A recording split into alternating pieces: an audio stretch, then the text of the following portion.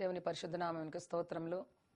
మరొకసారి సత్యవంతుని స్వరం ద్వారా మిమ్మల్ని కలుసుకునే భాగ్యము ప్రభువు నాకు దయచేసినందుకు మనల్నందరి కూడా ప్రభు సజీవ లెక్క లేపి మరి శ్రమల దినాలన్నీ కూడా ప్రభు సన్నిధిలో చాలామంది ఉపవాసాలు చేస్తున్నారు. ఎన్నో త్యాగాలు చేసి ప్రభు నామను ఘనపరుస్తున్నందుకు, ప్రభువుని మహిమపరుస్తున్నందుకు దేవునికి లెక్కలేనని స్తోత్రములు చెల్లిస్తున్నాను. ఎంతోమంది మరి ఈ లెటర్స్ రాస్తూ అలాగే మీకున్న సమస్యలు, మీకున్న శ్రమలు అన్నీ కూడా మరి మాతో పంచుకొని మరి ప్రార్థన వీరులకు, ప్రార్థన వారికి మరి మీరు ఫోన్లు చేస్తూ అమ్మ ప్రార్థన చేయండి అని ప్రార్థన చేయించుకుంటూ ఎన్నో మేళ్లు పొందుకుంటున్నందుకు దేవునికి లెక్కలేని స్తోత్రం చెల్లిస్తున్నాను. నేను గుంటూరు మీటింగ్స్ వెళ్ళినప్పుడు మరి ఒక సహోదరుడు సూర్యలంక వెంకట లక్ష్మి అనే ఒక చిన్న అమ్మాయి థ్రోట్ క్యాన్సర్ అయితే వాళ్ళ ఫాదర్ ఏమన్నాడంటే హాస్పిటల్ నుంచి మరి ఆమెను డిశ్చార్జ్ చేసి తీసుకొని వెళ్ళమన్నారంటే ఇంకా హోప్స్ లేవని, లాస్ట్ కండిషన్, ఇంకా హోప్స్ లేవని.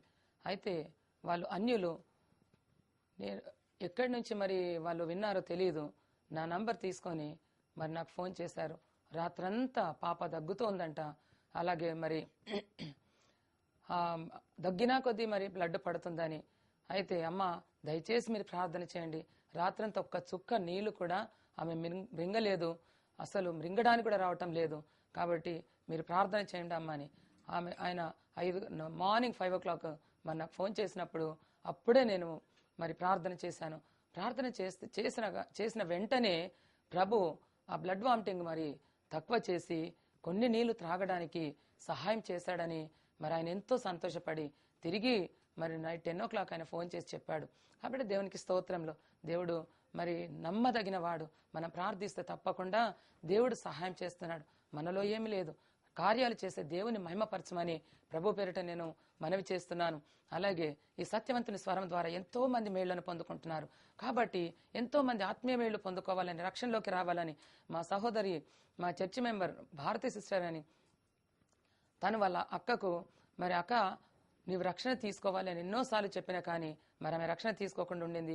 మా అమ్మగారి వాక్యము మరి టీవీలో వస్తుంది, నువ్వు తప్పకుండా చూడు, టీవీ ముందు నీవు కొంగు వేసుకొని నీవు ఆ వాక్యం విను అని మరి ఆమె చెప్పిందంట. అయితే సరే అని మరి ఎప్పుడనంటే ప్రతి ఫ్రైడే మరి మార్నింగ్ 8:30కి వస్తున్నది అని అంటే సరే అని ఆమె అన్ని పనులని రెడీ చేసుకొని అక్కడ టీవీ ముందు కొంగి వేసుకొని కూర్చొని ఆ వాక్యం విన్న తర్వాత ప్రభు ఆమెను దర్శించి ఆమె హృదయము లూదియా హృదయం వాళ్ళు తెరిచి ఆమె వెంటనే వెళ్ళి ఆమె రక్షణ తీసుకున్నదంట. బాప్తిస్మం తీసుకొని మరి మొన్న పోయిన ఆదివారం మా చర్చిలో ముందు కూర్చొని ఉన్నది. అమ్మ మా అక్కగారమ్మ ఆమె రక్షణ తీసుకున్నదమ్మా అని అంటే చాలా సంతోషపడ్డాం మేము. దేవునికి స్తోత్రం.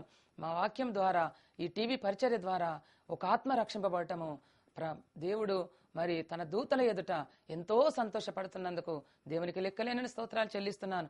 కాబట్టి ఎన్నో గొప్ప గొప్ప కార్యములు ప్రభు ద్వారా చేస్తూ ఈ సువార్త ఇంకా ప్రకటింపబడి ఎంతో మంది చీకట్లో ఉన్న వారికి వెలుగు కలగాలని ప్రభు పేరిట నేను మనవి చేస్తున్నాను.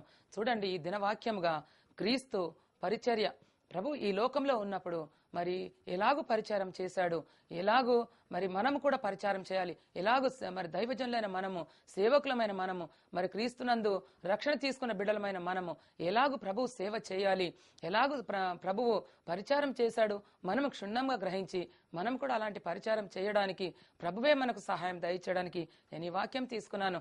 దేవునికి స్తోత్రం.